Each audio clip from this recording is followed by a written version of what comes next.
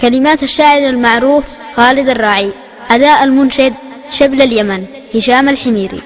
يا هاجسي هاتي لي جزل المعاني وانضم الأبيات من بحر الجزال.